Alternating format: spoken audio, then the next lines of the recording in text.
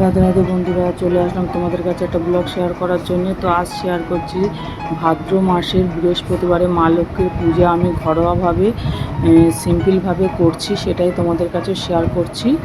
তো এই দেখো, এখানে আমি মায়ের ঘট নিয়ে আছে, সেটা আমি পরিষ্কার করে নেব।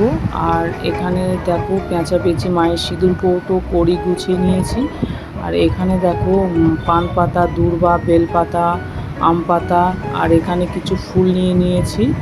আর এখানে দেখো ফুলের মালা আছে, ফুলের মালাগুলো আমি থালার ওপরে গুছিয়ে নেব।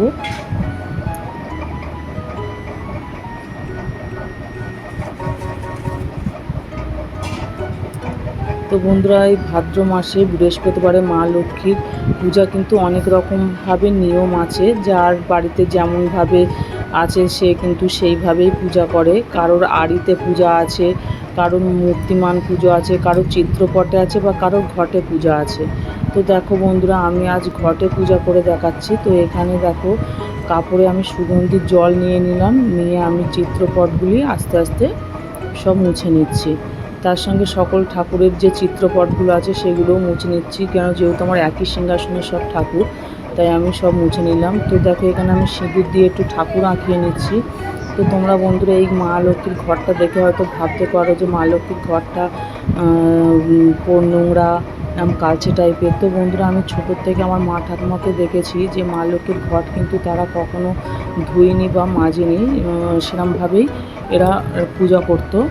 তো আমি শুনে আসছি যে মা লক্ষ্মীর ঘট নাকি ধুতে নেই, বউ মাজতে নেই। তো দেখো আমি সকল ঠাকুরকে সিঁদুর চন্দন পরিয়ে দিচ্ছি।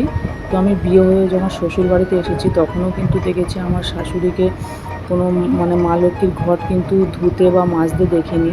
তো যে ব্রাহ্মণ আমার এই ঘট পেতে দিয়েছিল সেই ব্রাহ্মণকেও দেখে জিজ্ঞাসা করেছিলাম, সেই ব্রাহ্মণও কিন্তু বলেছিল যে ঘট ধুতে নেই বা মাজতে নেই। সেই জন্য আমাদের নিয়ম পরম্পরা হয়ে আসছে বলে, যেহেতু আমি ওই জন্য কিন্তু ঘরটা মাজিনি। তো অনেক জায়গায় দেখেছি ঘর ধুয়ে পরিষ্কার করে নতুন করে আবার সিঁদুর চন্দন পরিয়ে আবার নতুন করে পাতে। তো তার যাদের যেমন নিয়ম তারা তো তেমন করবে।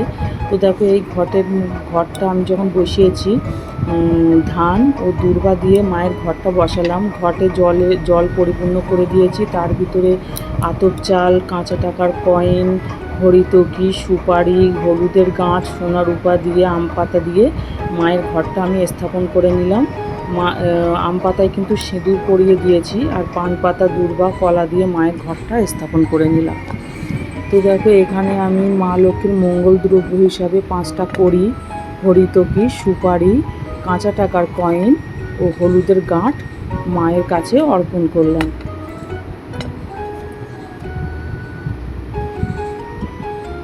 তো দেখো মায়ের ঘট আমি মালা পরিয়ে ফুল দিয়ে সাজিয়ে নিয়েছি, চিত্রপটে মালা পরিয়েছি, আর বস্ত্র স্বরূপ হিসাবে মা লক্ষ্মী নারায়ণকে মৌলি সুতো অর্পণ করে দিলাম। আর দেখো মায়ের ঘটের পাশে পেঁচা পেঁচি, সিঁদুর কৌটো আর কড়ি গুছিয়ে দিয়েছি। আর মা লক্ষ্মী পূজার সাথে সাথে আমার গোপাল সোনার পূজাটাও আমি করে নেব।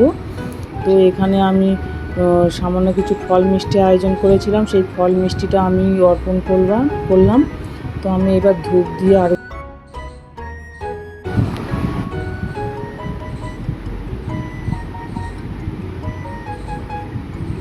আমি এবার প্রদীপ দিয়ে আরতি করে নিচ্ছি।